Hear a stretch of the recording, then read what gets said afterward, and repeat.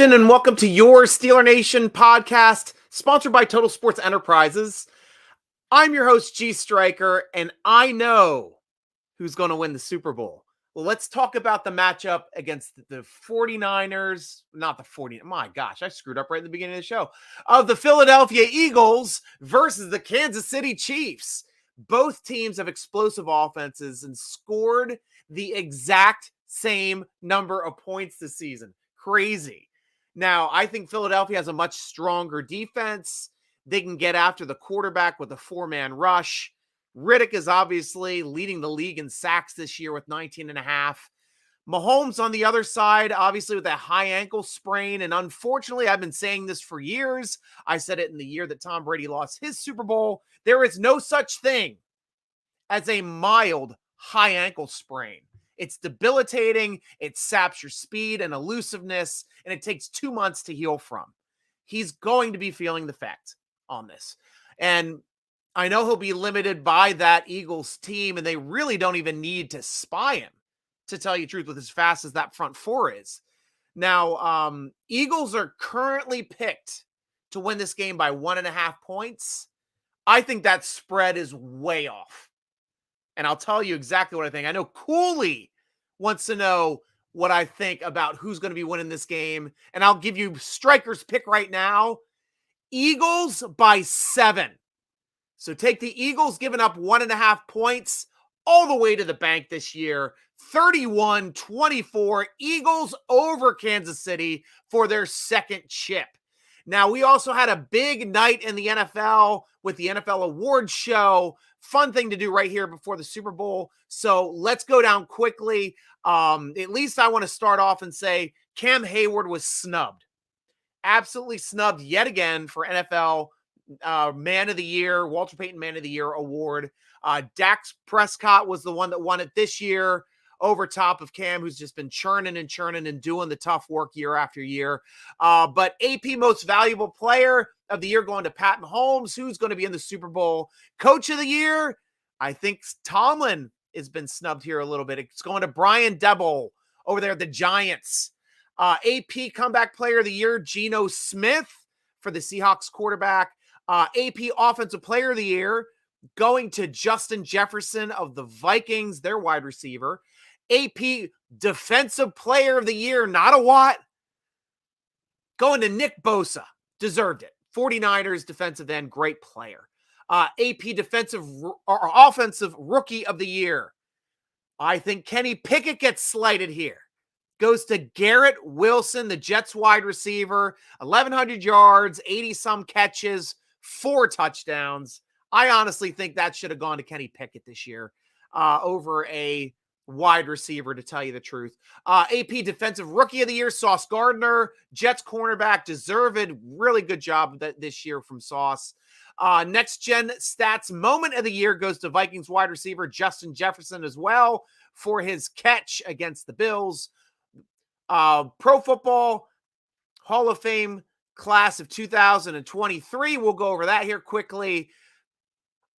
Rondé Barber, Tomlin coached him in Tampa Bay, the great cornerback over there in Tampa Bay, getting a Super Bowl with Coach Tomlin.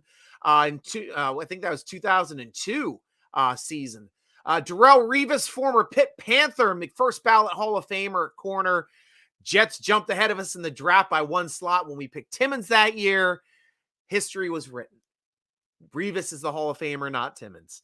Joe Thomas, friend of the show, Wisconsin Badger, long time, and one of the few players on the Cleveland Browns that I actually respect. Joe, you are in the Hall of Fame. We are proud of you. Congratulations, sir. Zach Timon, monster linebacker over at Miami Dolphins. Big stats all the time. Huge tackler. Finally made it into the Hall. Congratulations to you, Zach. DeMarcus Ware, great pass rusher for the Cowboys as well, making it into the Hall. Don Coryell, the coach contributor, the vertical passing guru for the Chargers and Cardinals.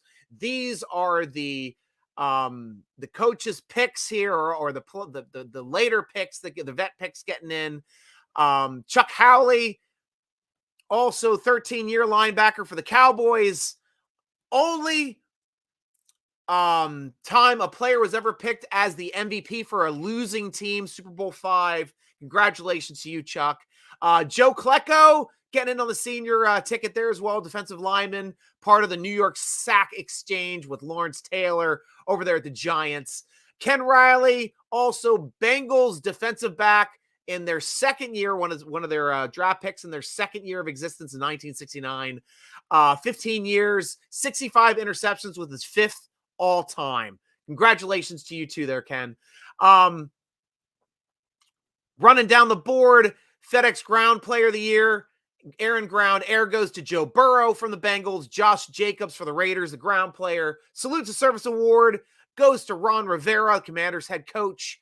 Bud Light Celly of the Year, Bengals roller coaster celebration in week 18. NFL Fan of the Year presented by Captain Morgan is Larry Bevins of the Seahawks. Deacon Jones Sack Leader Award, obviously Nick Bosa. Though I don't know why Riddick didn't win it. He technically had more sacks than Nick Bosa. So that doesn't make any sense to me. AP Assistant Coach of the Year, DeMarco Ryans for the 49ers Defensive Coordinator. Angry Run of the Year, Najee, you got robbed. Damian Pierce got it from the Texans versus the Jaguars. Not the faceplant run that we were expecting to see. It's as angry as it gets. Jim Brown Award for the rushing leader goes to Josh Jacobs. Congratulations, Josh, for the Raiders. Never working head and shoulders protection play of the year went to 49ers and George Kittle versus the Cowboys. And that is all the awards this year. Now it is time for questions from Steeler Nation. Go over there to the SteelerNation.com football forum. That's where I'm taking all of the questions this week. First one's coming in from /Steel. Why a flower tattoo, Stryker? Well, I'll tell you, I know we got good shots of it on our Instagram page for SN Stryker over at Instagram and TikTok. It is, if I can rotate it here, the flower tattoo right here. It's my daughter's name, Viola Rose. So I've got that in the infinity braid here with my Celtic knot, going with my Trinity knot as well, and the Celtic braid going across. I'm going to get that filled in probably in another 3 weeks here. And it's going to look a little bit different, but I'm super excited. Love it. Love the work that they did over there at Blue Crab Tattoo in Frederick, Maryland. Awesome people. Marco Wright was my tattoo artist. He is phenomenal. Highly, highly recommend them over there, guys. Next question from / Andy Weidel running the... on a more serious note, will the draft trends for the Steelers change with a new sheriff in town? Well, Andy Weidel is going to be running the big board and coordinating on the scouts as the assistant GM. He did that also with the Eagles. Khan is more of a numbers guy, so we might see some more movement back. That is something we didn't see under Colbert. Trading back, banking picks. I don't think we're moving out of that 17 slot. I think with all the quarterbacks going this year, there's going to be somebody that's going to be on the Steelers' top 10 will be there at 17 for us to pick. Highly, highly don't expect us to move back, but picking number 32, which would normally be a first-round draft pick. It's the first pick of the second round. A lot of teams are going to be calling us, and it's the only time the Steelers can't sprint to the podium unless they write their pick in and have them sleep underneath the podium all night long so they can't leave and they get their pick in. No, they're not going to do that. Steelers are going to be hearing from a lot of teams, throwing out a lot of offers to get a number 32 pick, which technically is a first-round draft pick in normal years, but goes under the second round slot. Don't have to worry about the fifth-year option, that type of thing, and a lower slotting also for pay, much lower slotting. So I expect the Steelers, if they can get an offer for a future first-rounder next year and trading back 8 to 10 picks, I see them doing it. I absolutely see them doing it. And I think that will be the type of pick to get us to move back, and probably try to throw in a sixth as well, because we don't have a fifth or a sixth this year. See if we can get one of them in as well. Are you disappointed with the lack of coaching moves for the Steelers? Well, / I'm a bit disappointed, but I'm fine with Austin staying as defensive coordinator. Sucks to lose Flores, obviously, but we knew he was a rental. He's a head coach. He's going to be a head coach in another year or two. I know Kenny Pickett wanted Matt Canada to stay. Steeler Nation didn't want Matt Canada to stay. I was on the fence with him, but if Kenny wants him to stay, I'm going to go with Kenny on this one. And Danny Smith is just too damn likable, evidently, to fire this season. He's going to be back on the team for his 14th year. So hopefully those coverage teams can get a little bit better this year. Steeler fan 448, other than Cam Sutton, who are the top unrestricted free agents the Steelers need to re-sign? Well, I completely agree with you, 448. Cam Sutton's number one. Now, I've got 4 other players that are definite signs. Probably not the ones the rest of you guys are probably thinking about, but my number 2 past Cam Sutton, Robert Spillane. Guy is a starter in this league. He's doing nothing but getting better each week and each year. I want that guy back in the black and gold starting for us next year. Next one, KZ. Give me KZ back as our starting strong safety, a guy that's going to make plays, a guy that's going to be way cheaper than Edmonds. I want KZ as my guy in there. My number 3 pick is the oddball, Zach Gentry. Great job in development as a number 2 tight end, playing as a great receiver and our best blocking tight end. Find a way to bring him back. I know he's going to be in a good slot for salary in that second tight end range. Probably a 2 to 3 million, 4 million a year guy. Bring him back. Last one, Carl Joseph for depth at safety. I think he is a must sign. Bring him back. He will be cheap, $1-2 million range. I think he can have a big impact, strong safety as well next year, and hopefully openly compete since he was hurt and was on IR all last year. Next question here from Steeler fan 448. Would you sign Highsmith to a contract extension this offseason? Yes. Yes, I would. Steelers have 2 elite bookend outside linebackers, and that's what makes the engine of this defense run. I don't want to have to find another guy when we got him on the roster, restructure guys. We got plenty of money to move with Cam, with Fitzy, with Watt. We can get him in under, and he's going to be pretty cheap in his first year. Next year, it will balloon. And honestly, he was cheated out of a Pro Bowl this year. 14.5 sacks, led the league in fumbles forced, absolutely cheated out of being a Pro Bowler. So that's going to make him slightly cheaper if we sign him. Maybe, if we wait for him to be a free agent, he's a 20 mil a year guy, easy. If we can get him for 13 to 15, 17, in that range, I'll be happy. Anything under 20, I am happy. If we can get him at 15 mil a year, sign him. Lock him up. Rack him. That's the type of guy you keep. Blitz, Striker. Can you define midlife crisis? Are you going to go blonde? No, I'll go bald before I go blonde here, Blitz. Tattoos, obviously, I can see them being a midlife crisis thing, but I went my whole career without getting it, my whole life without getting a tattoo, and I was the lead singer and guitarist for a punk band that was signed. I always thought it was way more punk not to conform to punk rock stereotypes of having tattoos all over my body. So I went tat free, just put the X's on the hands, being a straight edge. But that would wear off. But was finalizing this tattoo idea for the past 5 years. My daughter just turned 10. Time to lock it in. My daughter is locked into my arm for life, and I freaking love it. Next question from Blitz. With Flores sadly gone, do you see us hiring a replacement to help the defense, or was that a luxury we only got last year? Probably not hiring another defensive guy. I think that was a luxury just because he was available. We invented a coaching spot for him to come just to be on a roster, so he wasn't anywhere out of a job. They did him a big solid, and that's how he can move right into being a DC. Should be moving to being a head coach. Should be the head coach of Arizona, in my opinion. But definitely going to be a head coach in the next year or two, especially if Minnesota improves from that horrible showing last year. If they get in the top 10, he's a head coach next year. Now, my pick, I've been saying this on former vidcasts, I want to bring in an offensive consultant. And my guy's Joe Lombardi. He's still sitting there. Chargers just fired him. He had the best years of Drew Brees, making all sorts of Pro Bowls, all pros, leading the league in passing yardage. Won the Super Bowl while he was there. His only 2 years that he wasn't with Brees, he was with Matt Stafford in Detroit for Matt Stafford's only Pro Bowl year. Second year also putting up Pro Bowl stats, but getting snubbed. Great 2 years there with Stafford in Detroit.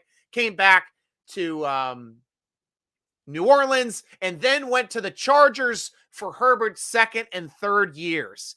Made the Pro Bowl both of those 2 years. So I want him working with Kenny Pickett to develop him into a prolific passer like these other prolific passers that he worked with, like Breeze, like Stafford, like Herbert. I want to see Kenny being that next guy that hopefully Joe Lombardi can come and help to tutor and mentor. Mad Insomniac is going to finish off our questions, and this was a question I had banked for a while, Mad, so I love this question. He wants me to rank the players from the past 2 drafts, 1 to 16, because we had 16 players drafted. So, I know we differ on a couple of things here. My number 1 guy, screw it, I'm going to go from the backside. I'm going to start at 16. We're going to work our way up to 1. 16 is an incomplete. That's going to be Calvin Austin III. He did not play a snap for us this season. So because of that, because he was IR'd all season, twice IR'd, because he came back in the 21D window, got injured again, got IR'd again. He is an incomplete. He's at 16. We'll have to see if he can contribute. Number 15 on my squad, Buddy Johnson. Tell you, he was a decent contributor on special teams his rookie year, got a couple snaps on defense, but this guy has been bouncing off of practice squads, is still in the league, but was on the 49ers, then got cut, was put on the Texans, currently a free agent. We'll have to see where he ends up, but he's my number 15. Number 14 would be the 7th rounder from this past season who is playing, or at least on the practice squad for the Super Bowl, can get a ring. And that's Chris Alodic in the quarterback. Didn't work out for us. We didn't keep him. Might find him back in our practice squad this upcoming year. We'll have to see what happens when he becomes a free agent. If the Steelers can nab him to come in to play in training camp again this year with us. Number 13.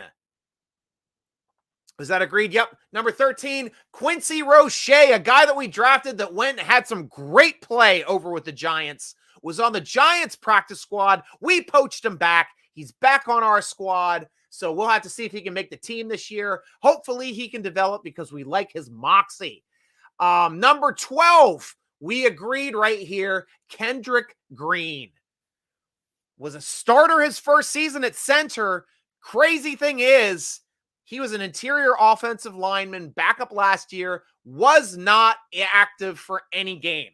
But he had too much health across the line, did not get active, was never even considered a backup center, which was just odd to me, especially since he started a season. I think he'd at least be a backup center if he started a season at center. Something's weird about that. I don't know if this guy's ever going to develop. I hope he does. But right now, he's number 12. Number 11. This is where we start splitting hairs. I gave him 11. You gave him 10. And that is Isaiah Loudermilk. This guy's a developmental defensive end here on our line. I think he's going to be projecting to be a rotational player, maybe stepping into Cam's role when he retires in a couple years. But guy is still here on the roster, still progressing. Next guy, number 10 on my list. Number 7 on your list, Connor Hayward.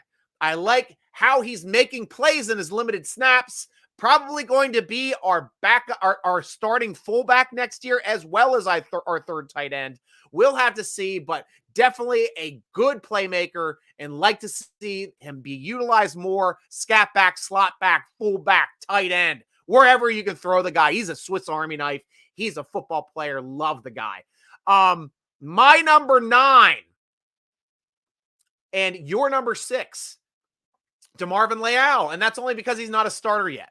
Another guy on the defensive line playing into that end role. I think I have him slotted to be starting opposite of Cam Hayward on our defensive line this upcoming year.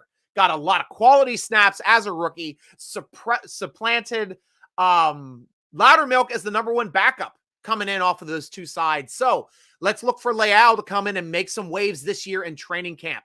Number 8, Trey Norwood. We had him at the same spot. Great depth defensive player. Another Swiss Army guy, can play the slot, can play the dime and as safety, come into the dollar as a safety. Guy can play. I like Trey Norwood. And out of the box, he was a starting safety his first week of the year as a rookie 2 years ago. Hopefully he can continue to progress and get better in our system. Number 7 for me, now a guy that got drafted late, worked his way late in the season into a starting linebacker. Talking, of course, of Mark Robinson, friend of the show, guy we interviewed before he was drafted. So we'll have to see how he develops next year. I think he has a good shot right now. If we re-sign Spillane, it's going to be Spillane and Robinson being the starting inside linebackers this year for this upcoming year. Number 6 on my list was number 11 on your list. I'm going with the starting punter, Percy Harvin. I know he's up and down as a kicker, but when he's on, he's a monster. We get consistency out of him. He's going to be a lock. But the one thing that everybody sleeps on him about, he's probably the best placeholder in the league. He can reach up and grab balls that other teams have to stand up to get. And if you're standing up to get a punt in this league, it's a broken play and you're not pulling it down for a kick. So that's a missed extra point. Doesn't happen with this guy. I love his big size, grabbing those sky snaps, bringing them down for makeable kicks. Lock him in for number 6 in my book. Number 5, and this is where we're splitting hairs. Your number 3, my number 5, George Pickens. My ranking for Pickens is a little bit lower than yours because I'm still waiting for him to develop a little bit more. I want to see his route tree develop. I want to see him get better as a field stretcher deep down the field. So far, he is not that guy yet, but he can make all the plays with all of the athleticism and size in the world. I think if he builds on that with a little bit more skill, working on his hand placement, working on his route running, this guy's going to be a sick player. If he and DJ get together for route running, he's going to be insane. Very difficult to stop. Right now, he's using his size and athleticism. Number 4 on my list was your number 5, Dan Moore. And this is a guy that a lot of guys are kind of upset about, not super happy about. Oh, we can get somebody better in the draft. We might be able to upgrade him in the draft. But facts are the facts. For a 4th rounder 2 years ago, we got a 2-year starting left tackle out of the box. He's only getting better each year, and he should progress to being better again this upcoming season. So Dan Moore, you're my number 4. Number 3 on my list was your number 1, Kenny frickin' Pickett.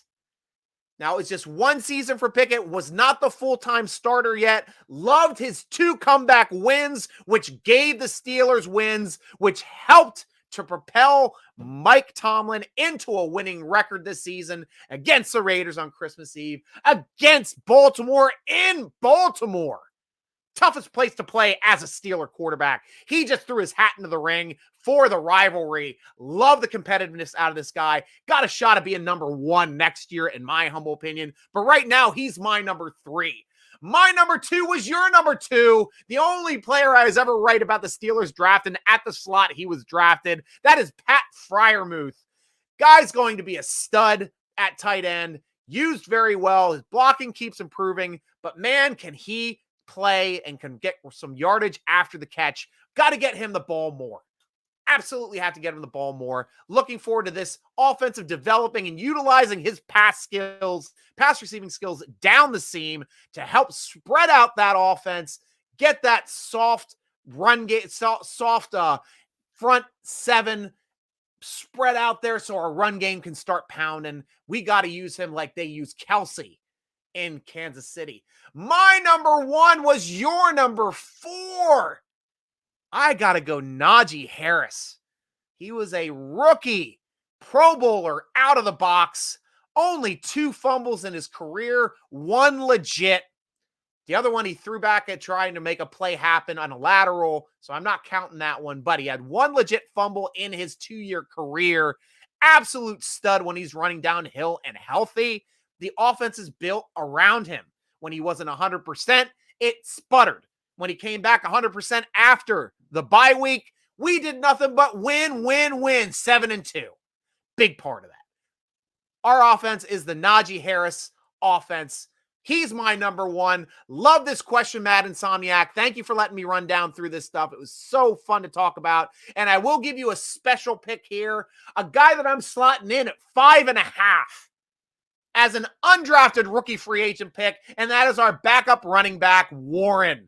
What a great find he was last year. Steelers finally have a great backup running back behind Najee Harris that can be the lightning to his thunder and help keep him fresh throughout the season. Worked wonders this year down the stretch. It looked forward to him also sharing the load next year with Harris and those guys just feeding off of each other and both being productive.